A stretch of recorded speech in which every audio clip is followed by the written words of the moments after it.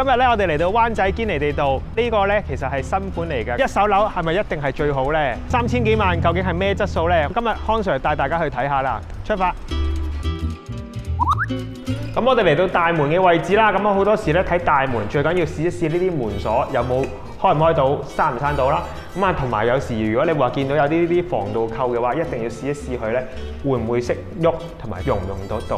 咁啊，而家呢個位置你會見到我哋寫咗個壞字，咁啊，其實你會見到佢根本用都用唔到，咁啊冇理由交樓嘅時候咧試都冇試過就交俾個客嘅。咁啊，呢啲其實好簡單，輕輕執一執佢。有時咧呢條鎖鏈未必對得好，咁啊輕輕執一執呢條扣呢個鏈位，咁啊執得到㗎啦。咁啊對一對翻好去，再扣翻，咁啊試一試翻俾個客就會好啲啦。咁啊有時再望到低啲嘅位置，你會見到我哋寫咗個壞字，就即係代表咧佢下低有個防火閘嘅。咁啊大門閂埋門之後，應該會有個防火閘自己跌落嚟。咁但係而家咧佢係個防火閘咧唔識跌落嚟，咁啊呢啲位置又係要執翻好佢嘅。咁我哋嚟到主人房呢個位置啦，咁首先你會見到呢度有個隔音屏啦，咁啊隔音屏入面呢度你會見到有好多霞氣喺度㗎，咁但係其實我哋而家抹極咧都抹唔到呢啲位置，咁啊一定要拆開入面呢條膠邊，再將個膠片拆翻出嚟，再慢慢抹，先抹得到呢啲霞氣。咁啊而家呢啲位置業主望到，但係清潔唔到咧，其實都會係好煩惱㗎。咁所以呢啲位置，如果你話有隔音屏嘅話咧，可能背脊呢啲膠片咧就最好抹一抹，先再交翻俾業主咧就會好啲啦。啊，再嚟到呢個位置啦，你會見到我哋踎低，其實見到有少少呢啲灰甩咗出嚟啦。咁啊，其實應該件石咧係有少少鬆嘅情況，咁啊輕輕掹一掹佢啦。咁啊，呢啲位置已經敲落咧係有少少谷起啦。咁啊，同埋呢啲位置你會見到咧係裂晒。咁啊，我哋輕輕示範下嗱，你會見到兩隻手指已經成件石咧掹得喐㗎啦。呢啲位置如果你話一件鬆嘅話咧，最好隔離呢啲咧都要再執一執佢啦。咁我哋嚟到窗門嘅位置，咁啊呢啲位置咧，其實你會見到佢係有斜開嘅窗啦。咁啊有時如果你話業主比較細粒啲，呢啲窗開完之後咧，其實係好難閂嘅。咁啊你會見到，首先要推到最出先固定得到。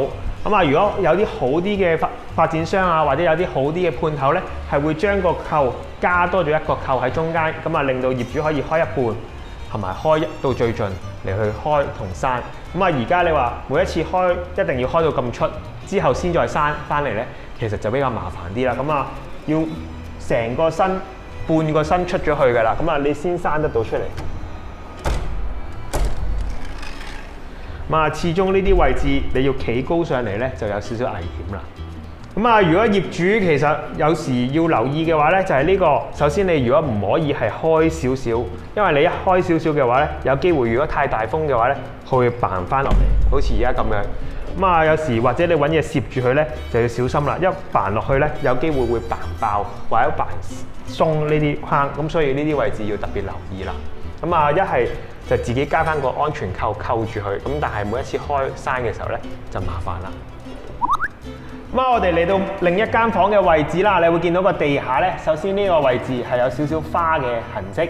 咁啊，我哋再望埋個門，咁啊閂埋門之後咧，你會見得到佢其實咧係好貼個地下。咁啊，尤其是呢一邊嘅位置咧，應該係有少少做高咗。咁地板同個門咧係太貼，咁啊令到個門咧有少少刮咗個地下。咁啊，而家個處理方法一係咧就撳低呢一邊個地板，咁啊輕輕執一執佢，咁啊就唔使再喐個門啦。如果唔係嘅話咧，有機會遲啲再開得耐啲，或者呢隻門有少少耷嘅時候咧，就會刮花晒個地板㗎啦。咁啊，試下開閂門嘅時候咧，會聽到有少少聲嘅。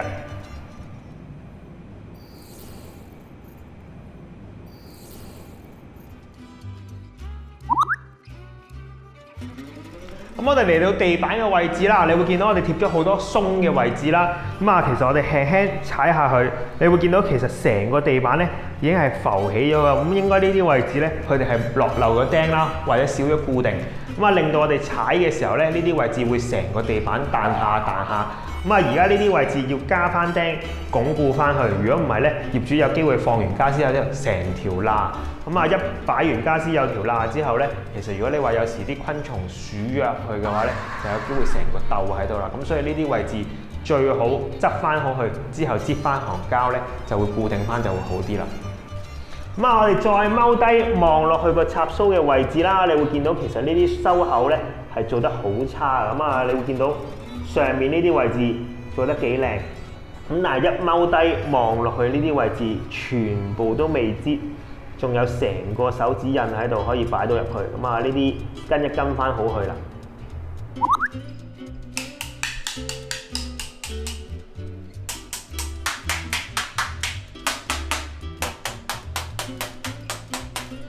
咁啊，成個廁所敲完咧，其實你會見到都有好多空心嘅地方啦。咁啊，除咗空心之外，你會見到其實呢個雨水灑咧應該係未裝好。咁我哋輕輕掂一掂佢，成個雨水灑咧都熬得喐㗎。咁啊，冇理由咧咁樣就可以交流。最驚一間開水嘅時候咧漏水就麻煩啦。咁我哋開水之前咧，最緊要睇一睇呢啲地台去水有冇垃圾啦。咁我哋望一望啦。打開呢啲，哇！全部都係沙沙石石。最驚呢啲沙沙石石咧，一下就撞晒落去咧，呢啲渠口入面就有機會造成塞渠。咁所以我哋試水之前咧，全部要清翻乾淨啦。呢啲全部都係灰嚟。試咗呢個花灑先，有時咧最驚咧開錯咧就會淋自己嘅。行開先。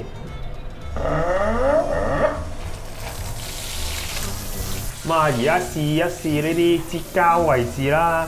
就唔需要試呢啲膠邊，因為呢啲膠邊咧其實係擋水用嘅。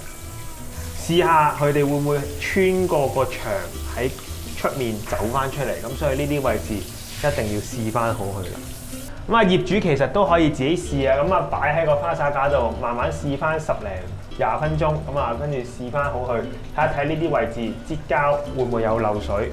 唔可以咧穿牆過到隔離，呢啲位置一定要驗得好仔細啦。都係交翻俾我哋專業嘅去試啦。其實咧，我哋都仲有發現好多手工嘅問題啦，例如呢啲會裝斜晒啊，呢啲裝斜咗啦，成隻手指都攝得到入去。我哋發現另一個雨水灑咧，又係鬆啦。連呢啲最基本嘅花灑頭都插唔到入去個架度。呢個單位咧，其實個手工咧都係麻麻地嘅。咁就算你話其他單位咧，我哋都驗咗好多。其實普遍嘅分數咧都係唔合格嘅。我哋嚟到廚房嘅位置啦，你會見到咧，首先呢個雪櫃打開之後，其實入面咧已經係有水珠。其實即係代表咧，佢個雪櫃呢啲膠邊咧已經係裝得唔夠實嘅啦。所以我哋輕輕摸一摸佢，成隻手呢啲位置濕晒㗎啦。記緊要執一執翻呢啲膠邊，鎖翻貼個雪櫃。如果唔係咧，業主每一次開嘅時候咧，呢啲位置都係濕晒㗎啦。我哋啱啱開埋呢個另一個嘅雪櫃，其實你會聽到呢啲烏聲。其實呢個雪櫃咧應該係個製冷咧有啲問題，咁所以開嘅時候咧會有啲機器聲。呢啲報翻俾保養執翻就可以㗎啦。好多時廚房櫥櫃底下面咧，其實都會有好多垃圾。我哋輕輕望一望，睇下會唔會有好多垃圾出現啦。根據過往嘅經驗咧，呢個屋苑咧都幾多垃圾下，應該都。我哋望一望，睇下下低有啲咩寶藏啦。有嚿發泡膠，有嚿垃圾，我哋攞嗰支棍仔嚟撩一撩佢先。首先睇下呢嚿咩嚟嘅先。哇，有嚿大雲吞啊！睇唔到。哇，都仲有好多垃圾。入面嗰啲清唔到啦。點解會櫥櫃底有咁多垃圾呢？首先你會見到有好多嘅家電喺入面啦。其實好多時家電拆嘅時候就會有好多嘅包裝紙，好多時啲姐姐貪方便一掃落去，之後就睇唔到，所以就唔使清潔啦。其實呢啲咁污糟邋遢，其實都影響成個單位嘅分數啊，亦都影響成個單位嘅觀感。所以每一次我哋驗樓嘅時候，最緊要睇咩啊？就係櫥櫃底有冇垃圾啦。根據往績嚟講咧，都唔係高分㗎啦。咁普遍嚟講都係唔合格。咁但係爭咗佢係唔合格嚟講咧，係幾多分？可能係30幾分、40幾分定50幾分咧？咁我哋陣間再睇下啦。廚房咧就仲有個外牆有個大咕窿，咁啊喺個冷氣機刀掣嘅背脊啦，你會見到其實嗰啲咧就有機會驚。最好咧補翻好佢，如果唔係啲水入咗去背脊咧，有機會驚穿牆過到去隔離嗰個功能房嘅啫。咁啊驗樓報告咧都交埋俾客人啦。咁啊去到最後嘅環節就係評分啦。咁啊首先我哋會講下啲比較扣得多分嘅地方啦。首先我哋會第一樣嘢就係講瓷磚啦。咁啊瓷磚佢係得分係0分。咁啊因為成個廁所咧都係好多空心嘅地方啦。咁啊地板嗰個位置，見到成個地板咧都係好多鬆啊、好多斜嘅位置啦。咁啊呢啲又係扣得大分嘅。咁啊木門嘅位置，你會見到有個防盜鏈壞咗，刮地。咁啊呢啲又係扣大分。咁所以最後嘅得分咧都係0分。